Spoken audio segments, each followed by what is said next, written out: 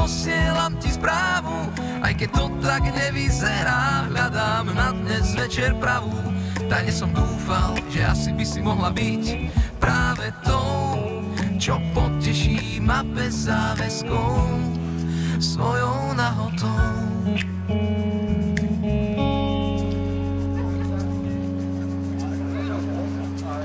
Dobrý deň. Dobrý deň, Banská Bystrica. Dobrý deň, Slovensko. Milí priatelia, Slováci, Slovenky, všetci občania Slovenska bez rozdielu rasy a farby kože. Je mi cťou a potešením dnes uviesť toto zhromaždenie občanov práve v meste odvážnych ľudí, ktoré sa stalo symbolom odboja a nezlomnosti proti zverstvám nacizmu, fašizmu počas druhej svetovej vojny. Odvaha a statočnosť sa preukazujú činmi.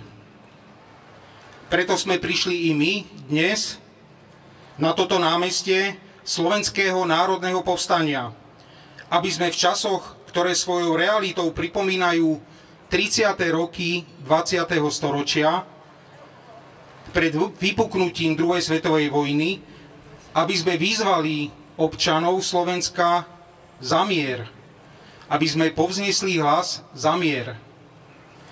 Spolok kráľa Svätopluka a Vlastenecký inštitút Petra Šveca sa zaoberajú historickými témami, ale aj súčasnými témami.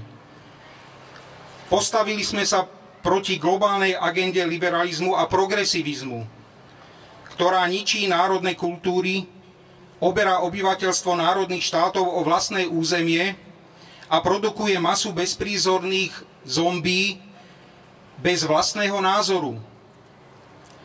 Postavme sa proti masovej migrácii, proti rodovej prevýchove, teroristickej zelenej a klimatickej agende, proti neustálemu vyvolávaniu ekonomických kríz, proti výmene obyvateľstva v Európe, proti progresivizmu a proti vojne.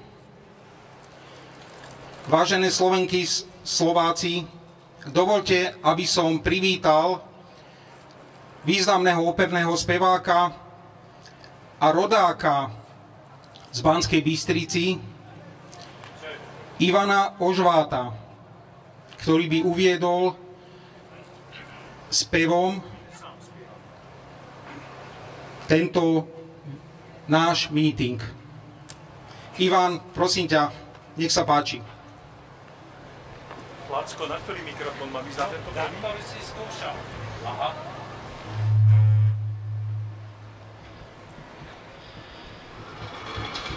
Krásne, príjemné letné popoludnie vám všetkým, milí priatelia, drahí Bystričania.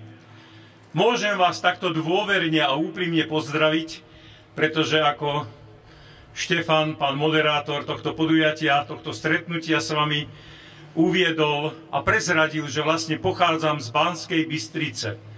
Aj keď mi Bystričania dobre povedal, že odkiaľ si? Z Bystrici. Takže priatelia, mám k tomuto mestu veľmi úprimný, nádherný vzťah, spomienky, tak ako aj vy, starí Bystričania, pamätáte už toho veľa. Ale nie som tu od toho, aby som ja rozprával, som tu od toho, aby som trošku aj umením umocnil toto úžasné stretnutie a aby som trošku uviedol aj niekoľko známych pekných melódií. Prvá bude nádherná naša slovenská štátna hymna. Ja viem, že viacerí, ktorí nás počúvate po tomto námestí a sedíte v tých kaviarničkách a niekde v tom chládku, oddychujete, máte tu kávičku, možno zmrzlinku. Viem pochopiť, že nemusíte vstať pri slovenskej štátnej hymne, aj keď by sa patrilo, ale zoberte túto nádhernú pieseň tak úprimne od srdca, ako vám ju ja aj dnes ponúkam. Nebude s doprovodom, ani s tým starým, ani s tým novým orchestrálnym podkladom, ale zaspievam vám ju úprimne, live, teda a capella, bez doprovodu. Takže pozdravujem krásnu Banskú Bystricu, moje mesto, a nech sa páči, jedna z našich najkrajších melódií, slovenská štátna hymna.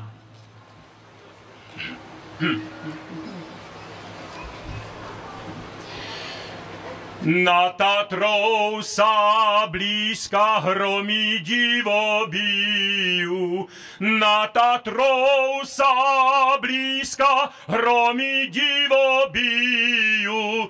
Zastavme ich, bratia, veď sa oni stratia, Slováci ožijú.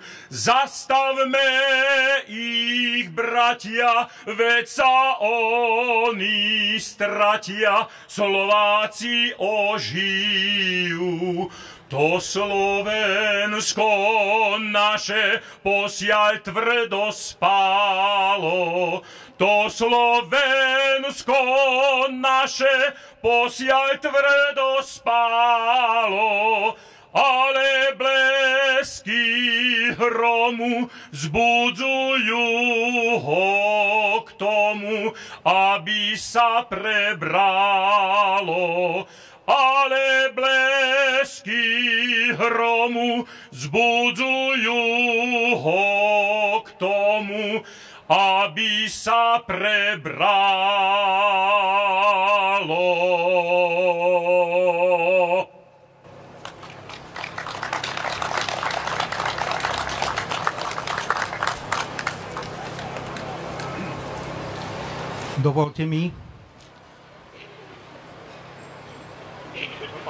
Dovolte mi pozvať na toto improvizované javisko doktora Jozefa Prokeša, bývalého podpredsedu vlády, ktorý predniesie svoj príhovor. Nech sa páči.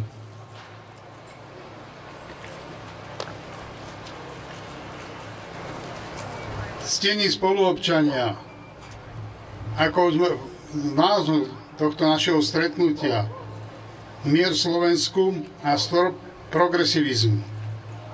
Ja začnem tým progresivizmom, pretože práve progresivizmus je to, čo nás momentálne vedie k veľmi napätej medzinárodnej situácii.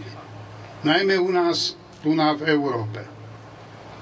Začnem niečím, čím sa oháňa predovšetkým Brusel. Green Dealom. Po slovensky sa dá povedať, že je to zelený podvod. Prečo? Pretože kysličník uhličitý, alebo CO2, alebo oficiálne dioxid uhlíka, je plyn, bez ktorého ani jedna zelená rastlina neprežije. Boli obdobia na Zemi, keď bolo 10 a možno viackrát vyššia koncentrácia tohto plynu, ako je dneska. Kto mi neverí, nech si spomenie, čo sa učil v základnej škole, ako vznikalo uhlie. Že vzniklo zo zelených rastlín. A keďže dneska sú miliardy tón toho uhlia v podzemí, tak kedysi ten kysličník uhličitý musel byť v atmosfére, aby to mohli tie rastliny spracovať. Kysličník uhličitý vôbec nie je plyn, ktorý by spôsoboval oteplenie. To niekto, kto má problém s kritickým myslením, si pomienil, že keď dávali niektorí zahradkári alebo pestovatelia v skleníkoch, pridávali kysličník uhličitý do atmosféry v skleníkoch, aby im lepšie rastli rastliny, no tak z toho urobili skleníkový plyn, lebo však sa púšťa do skleníka. Že je to nezmysel nejako z ohľadu oteplovania planéty, to je úplne jasné všetkým. Dotknem sa aj niečoho iného. Oháňa sa tu slnečnou a veternou energiou, akože zelenou energiou. Nie je to pravda. Je to síce doplnkový zdroj zaujímavý, ale rozhodne to nie je zdroj, na ktorý by sme sa mohli spoliehať. A kto neverí, nech si spomenie na blackout, ktorý bol v Španielsku nedávno a v Portugalsku. A nedávno zasiahol aj časť Francúzska. To znamená, že toto sú všetko pomýlené cesty. Tadiaľto cesta naozaj nevedie. A naviac, tam, kde najviac kričia, že treba znižovať produkciu kysličníka uhličitého v Bruseli, tak sa podržte kúria mazutom. A to určite nie je ekologické palivo. V Nemecku ukončujú prácu viacerých polí veterných elektrární, aby mohli tam dolovať uhlie. A vracajú sa pekne k tepelným elektrárňam a naše rozmýšľajú nad tým, že by mohli znovu zapojiť tie atomové elektrárne, ktoré tam mali. A to isté sa deje aj v Dánsku. Tam to dokonca odhlasoval parlament. Kde sa znova vrátia k atomovej energii. Mám tu ešte jednu poznámku.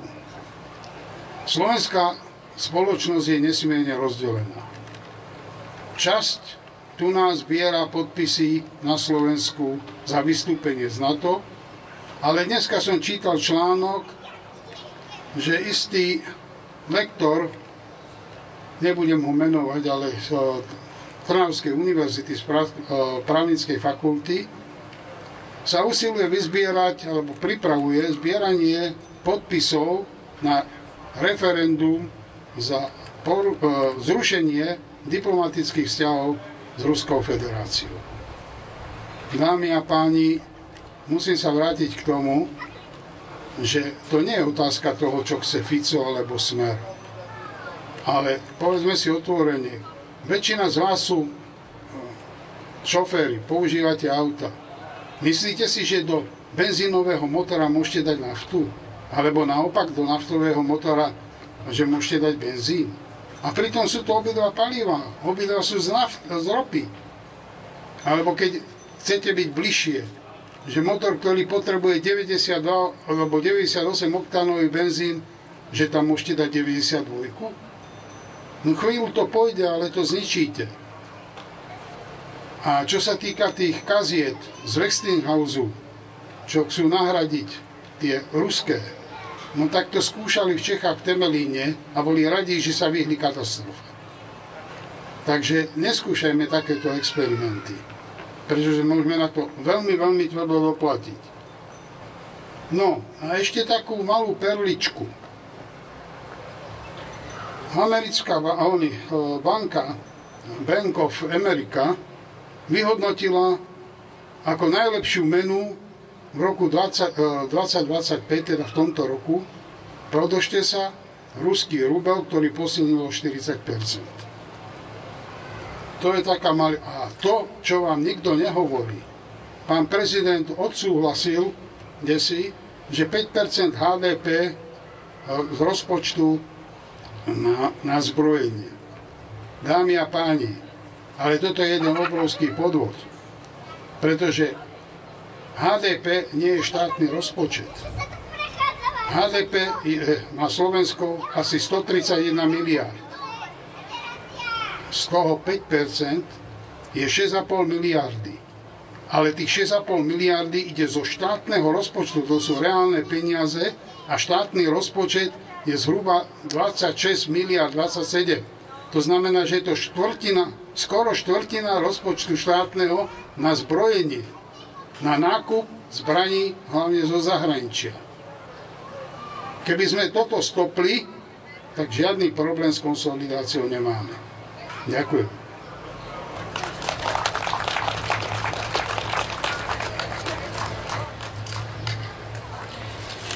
Vážené dámy, vážení páni, rád by som privítal doktora Jána Čarnogórského, bývalého predsedu vlády Slovenskej republiky, ktorý vás poctí svojim prejavom.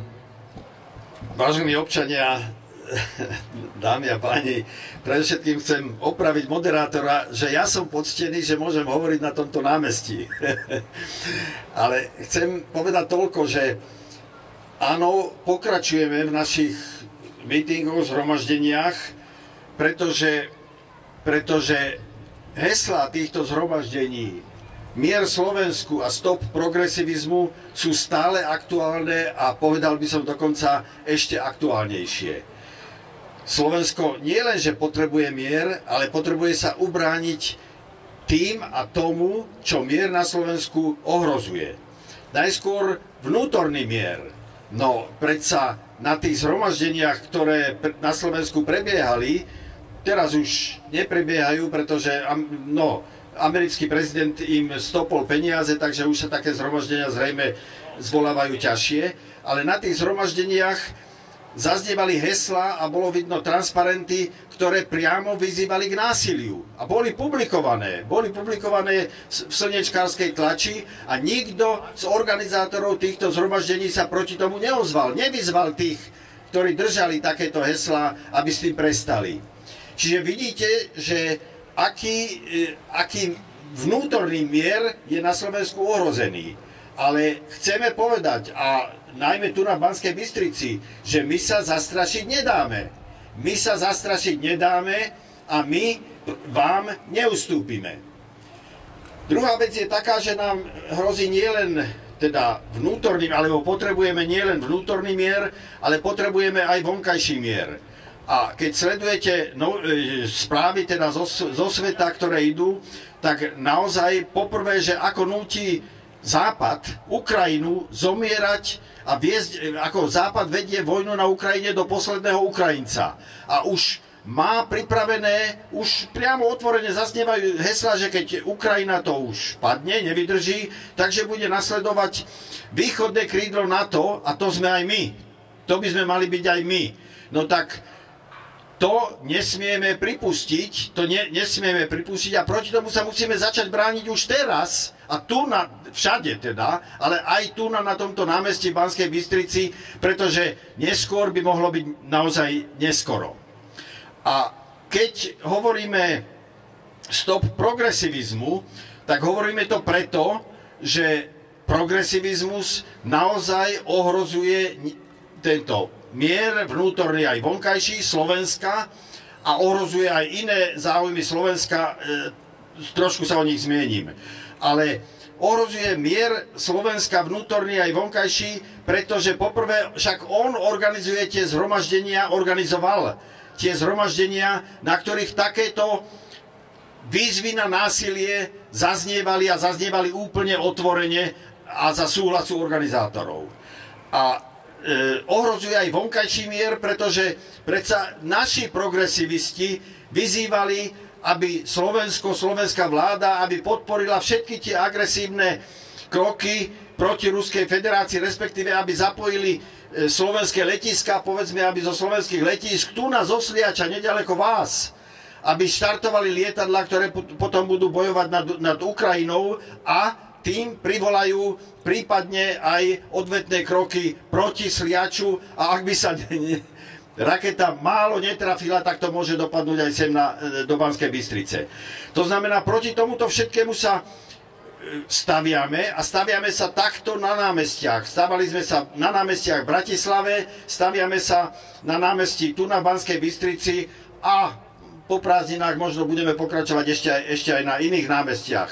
Čiže ide o to, aby sme dali dostatočne zavčasu najavo, že proste sme proti tomu, že sa vieme brániť, že sa chceme brániť a že sa budeme brániť. A konečne, pozrite sa, progresívci, veď oni chvália, že ako sa odstriháme od lacnejšej ruskej ropy a chvália nás, že berieme drahšiu americkú. A to znamená, oni by to chceli pokračovať v tom stále viacej a viacej. Ale ak by to tak bolo, tak potom skôr alebo neskôr aj nápoje tu v reštauráciách na tomto námestí by boli drahšie, ako sú teraz. A podniky, ako už krachujú v Nemecku a za chvíľu by to postihlo pravdepodobne aj naše podniky, tak ako budú krachovať aj naše podniky, ako to pôjde ďalej a hĺbšie a hĺbšie. A preto musíme sa proti tomu všetkému postaviť. My sa staviame sa za mier na Slovensku a za stop progresivizmu a ďakujeme vám, že nás v tomto podporujete. Ďakujem vám a dovidenia.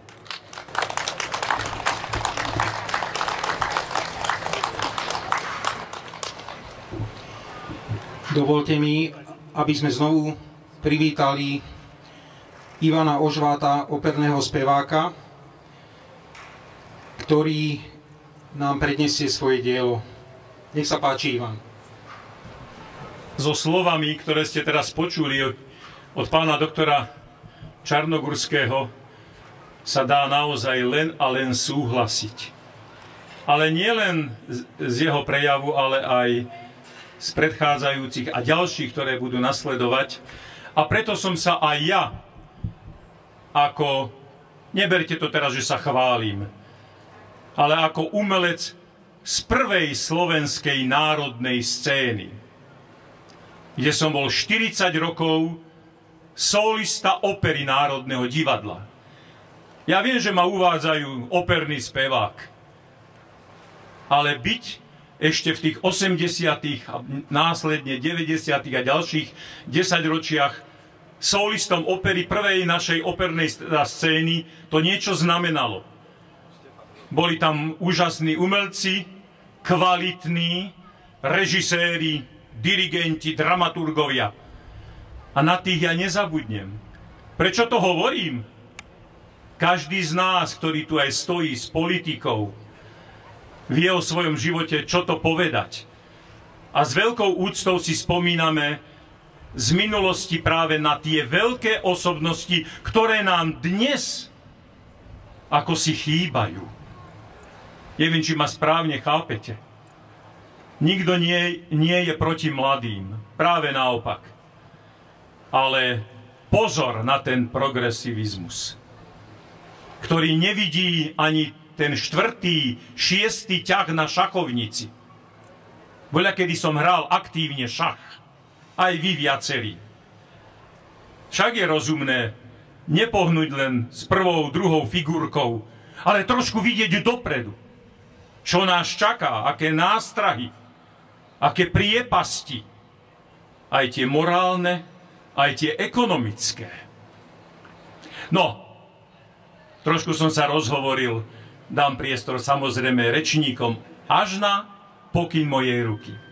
Priatelia, trošku to opäť umocníme hudbou. Nádherná pieseň od Andreja Lieskovského a pieseň sa volá Nepoznám inú takú zem. A prečo som si ju vybral? Aj o tom je dnešné stretnutie. Aby sme si všetci chránili svoj rodný kraj, svoje rodné miesto. Aby sme sa mali kde vrátiť. Takže pozor, pozor. Koho to budeme voliť? Akých politikov? No takých, ktorí nás nezavlečú do vojny, ale budú vidieť ten 6., 8., prípadne až 10. ťah na tej politickej šachovnici. Vrátiť sa domov.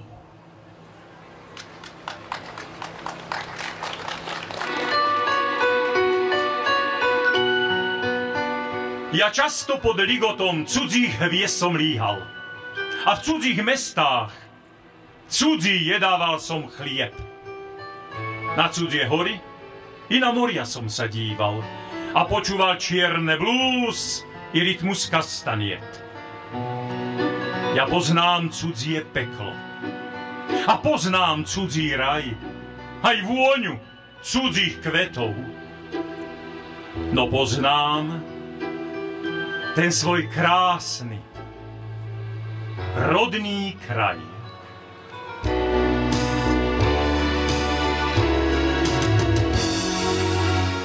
Nepoznám inú takú zem, čo skvostnejší má diadém zo smrekov, javorov i bries, zo svitu mesiaca i hviezd,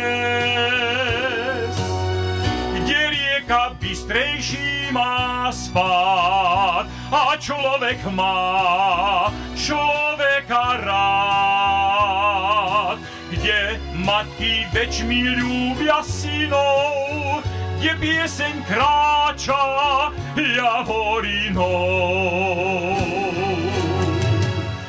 kde nad bralom smelšie krúži orol vták, kde sú modravejšie rána v údolí, kde ťa taký svieži Vánok oblaží, keď si výjdeš do polí. Kde sú kvety s väčšou láskou sadené, kde sa voňavejší chlieb urodí nám, len tam, kde svoj domov máš. Áno, tam len práve tam. Každý z nás má to svoje rodné miesto, rodný kraj, svoju dedinku, kde sme voľakedy ako malí šantili a behali sme po krásnych, rozkvitnutých lúkach. Áno, každý z nás má ten svoje rodné miesto. A keď sa aj niekedy roztrúsime do sveta, je úžasné a správne vrátiť sa domov, objať si ešte svoju mať a stisnúť mozoľ na tú ruku otca, zvítať sa so susedom, bratom, sestrou. Tak si chráňme to naše krásne Slovensko. Kde nad bralom smelšie krúži orol vták, kde sú modravejšie rána v údolí, kde ťa taký svieži Vánok oblaží, keď si výjdeš do polí. Kde sú kvety s väčšou láskou sadené, kde sa voňavejší chlieb urodí nám, len tam, kde svoj domov máš. Áno, tam len práve tam. Áno, tam len práve tam. Áno, tam len práve tam.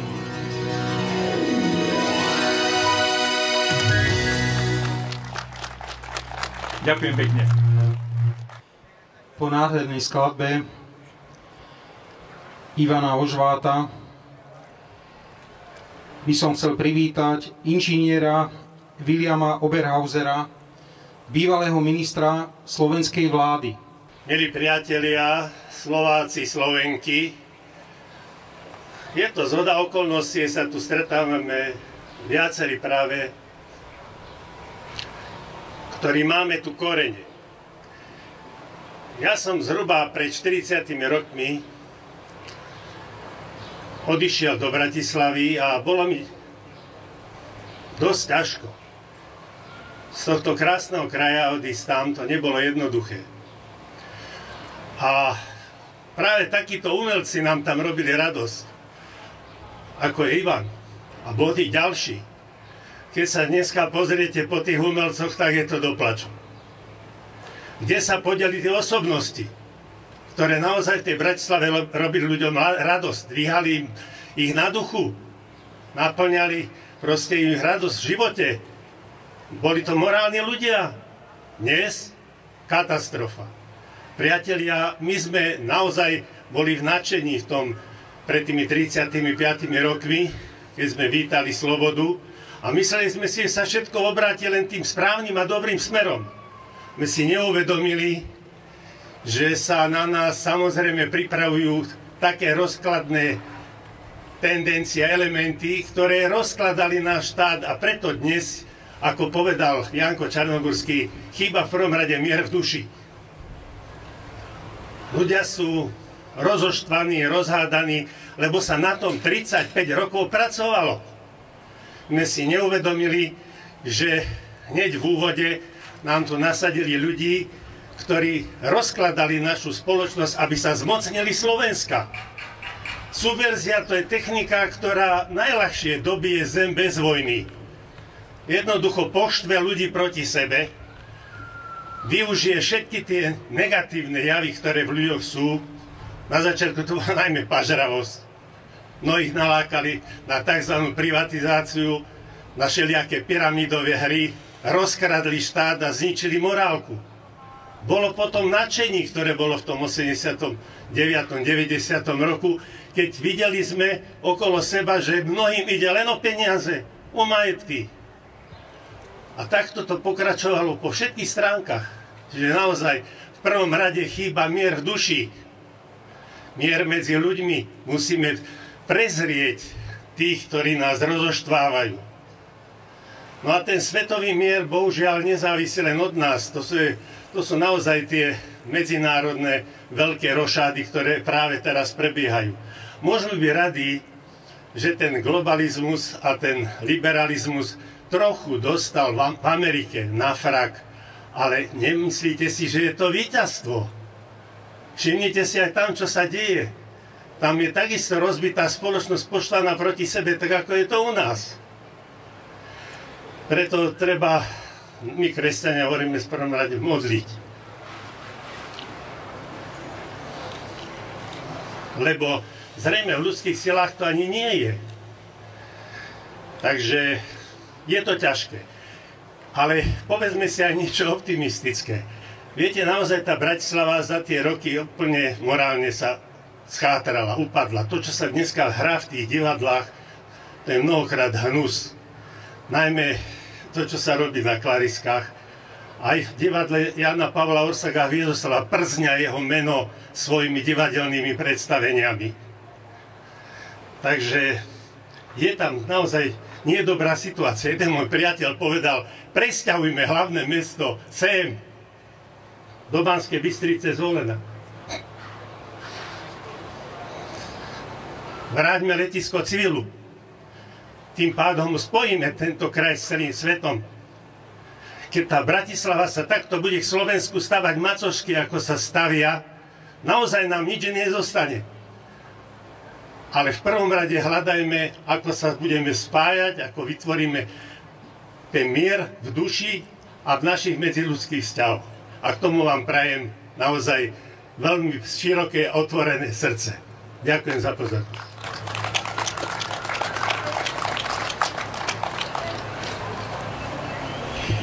Ďakujem inžinierovi Williamovi Oberhauserovi za prejav a privítal by som ďalšieho rečníka, doktora Liptáka, ktorý je takisto rodákom z tohto kraja, je rodákom zo Zvolena. Takže nech sa páči, Peter.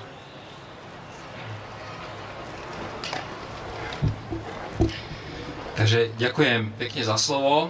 Takže ja z Volenčan vás tu pozdravujem, Bystričania.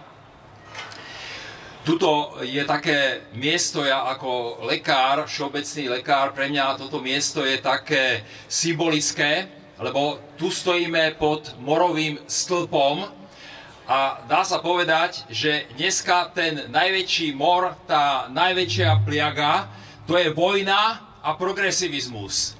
Takže áno, stojíme tu, aby sme týmto veciam zabránili. Ja si vždycky svoje prejavy píšem na papier, neviem to z hlavy, ale vždycky si to musím napísať. No, takže pozdravujem vás ľudia. Zišli sme sa tu pri morovom stĺpe Banskej Bystrici.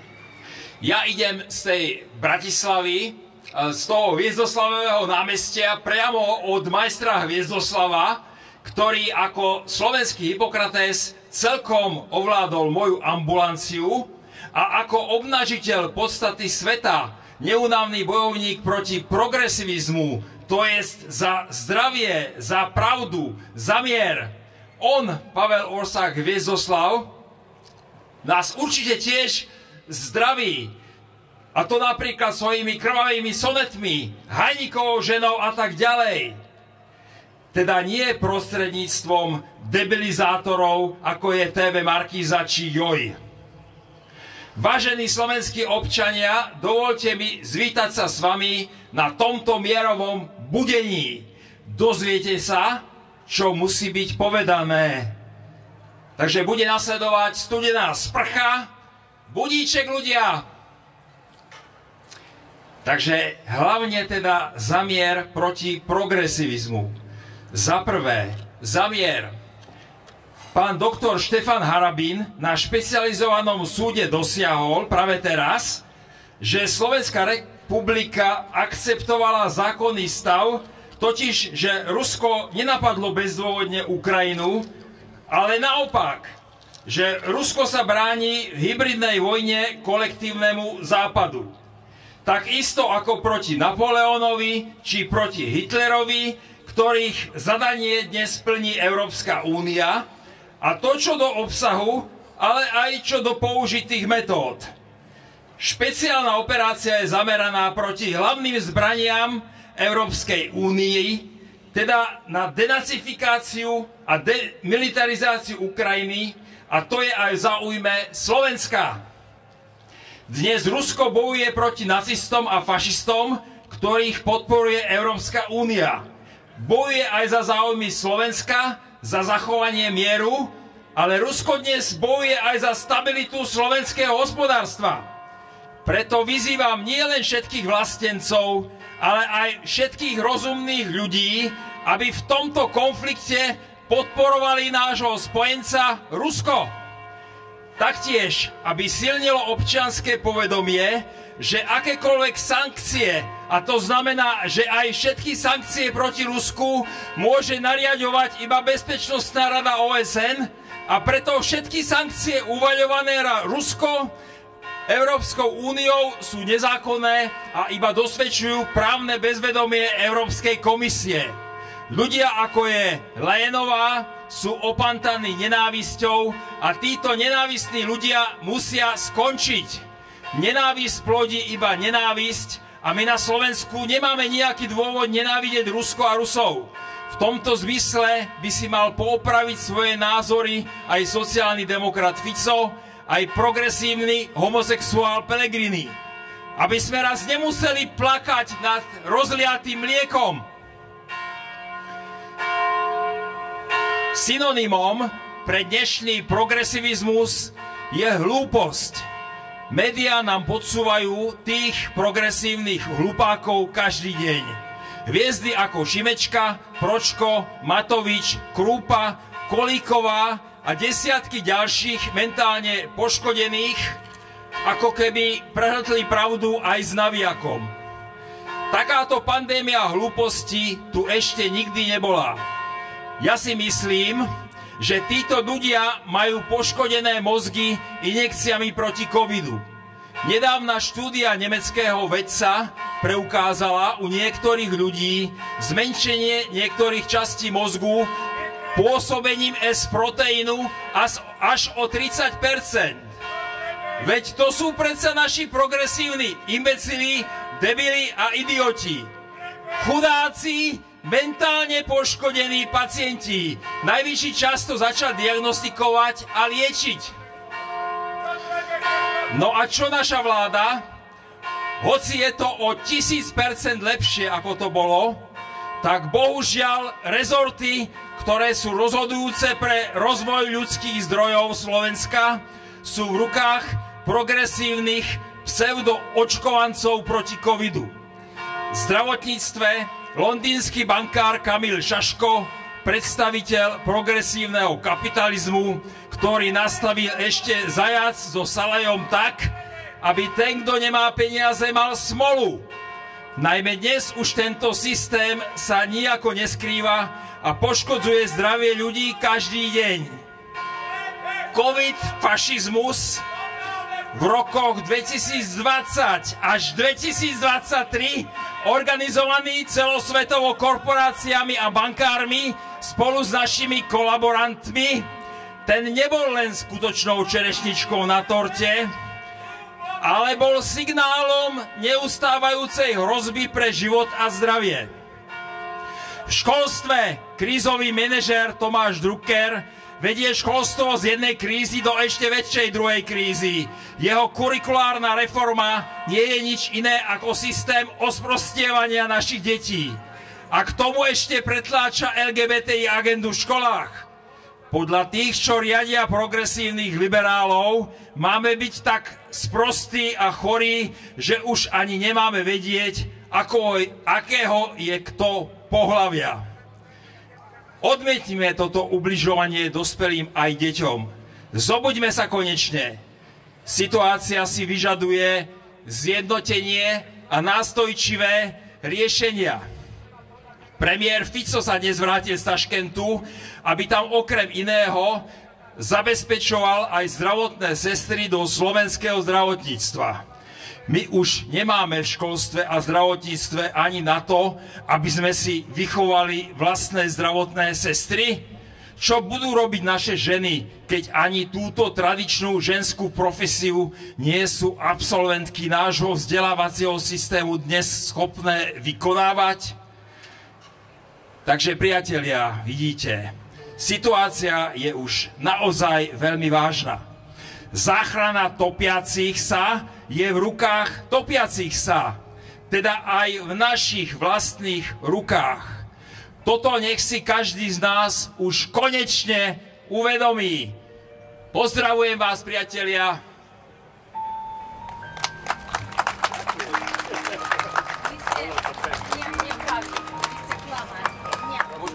Môžeme si pohovoriť. Choďte preč, vráťte sa do Ukrajiny. Vrátim sa, keď skončí vojna. Vážené Slovenky, vážení Slováci, ďakujem pekne za plamenný prejav doktora Liptáka. Sme tu, aby sme sa postavili voči tejto nenávistnej agende. Vážme si naše obyvateľstvo. Vážme si naše menšiny, našich ľudí. Vážme si našich Rómov, našich kresťanov, ktorí sú súčasťou našej slovenskej zemi a vyznávajú spoločné kresťanské hodnoty. Veľmi pekne vám ďakujem za účasť na tomto mítingu. Pozdravujem Slovensko, ktoré je na sociálnych sieťach a ktoré bude mať možnosť vidieť a počuť tieto slova. Ďakujem, dovidenia.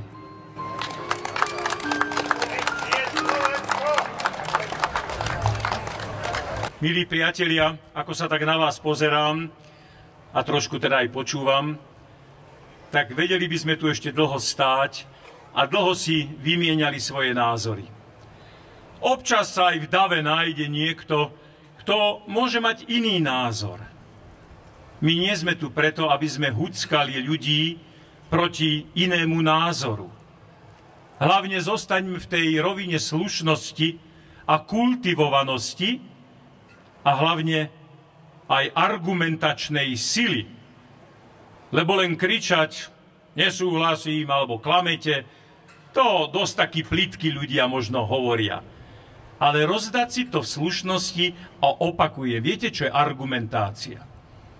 Mať toho v hlave trošku viac informácií. Ja viem, že dneska povedia, klamú nás z televízie, klamú nás z takého kanála, alebo ja neviem, z takých novín. Áno, sú novinári a žurnalisti, ktorí to veľmi radi vedia aj prekrútiť a podstatu, myšlienku veľakrát nezachytia, alebo zámerne zamlčia. To vieme. Takže aj vy vo svojom okolí, tu, v mojej krásnej Banskej Bystrici, ale po celom Slovensku. My, aj keď takto chodíme medzi ľudí, my naozaj úprimne milujeme Slovensko. Radi sa stretávame s ľuďmi, ktorých tak povediac len teraz na tú polhodinku, hodinku, 2 hodín sa zoznámiš a človek venuje mu pohľad, venuje mu čas, ale venuje mu aj svoju odbornosť. Neviem, ako vy to vnímate, ale voľakedy, keď prišla osobnosť, ja to teraz poviem za umenie, tak všetci sme boli ticho. A naozaj sme hltali jeho informácie, jeho myšlienky. Lebo to všetko musíš aj získať životom, naštudovať.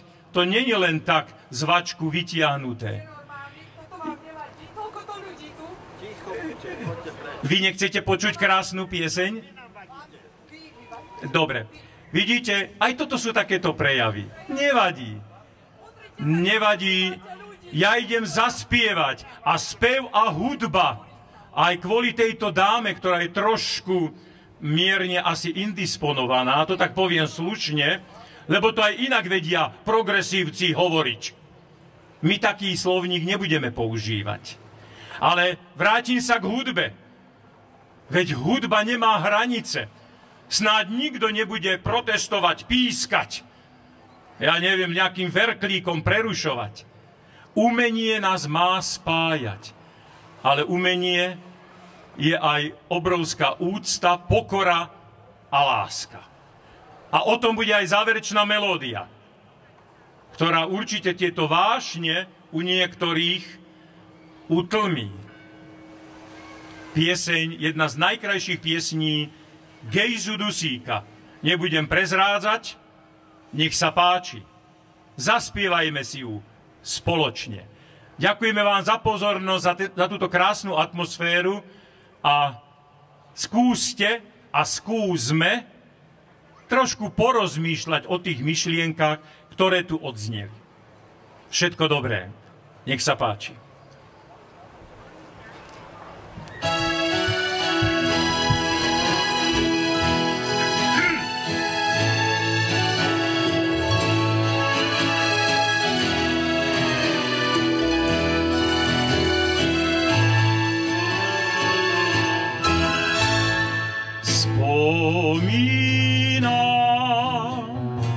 Na svoju lásku vrelú stále mám v srdci tú nádej smelú v diaľke, keď sa niekde stratím, či sa k tej svojej láske ešte vrátim. Rodný môj kraj, zo všetkých najkrajší, si môjmu srdcu najdrahší, len teba mám. Sny mladosti časom sa rozplynú, však tebe lásku úprimnú ja navždy mám. Veď moje srdce vie, keď oklame ho svet, že zase k tebe len vráti sa späť. Rodný môj kraj, zo všetkých najkrajší, si môjmu srdcu najdrahší, len teba mám.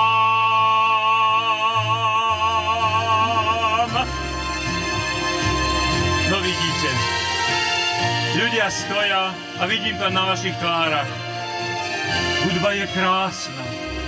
Má pohľadiť dušu a srdce, upokojiť emócie a aby sme mali jeden k druhému bližšie. Jedine tak zavládne pokoj a mier v našich srdciach. Veď moje srdce vie, keď oklame ho svet, že zase k tebe len vráti sa späť. Rodný môj kraj, zo všetkých najkrajší, si môjmu srdcu najdrahší, len teba mám, len teba mám.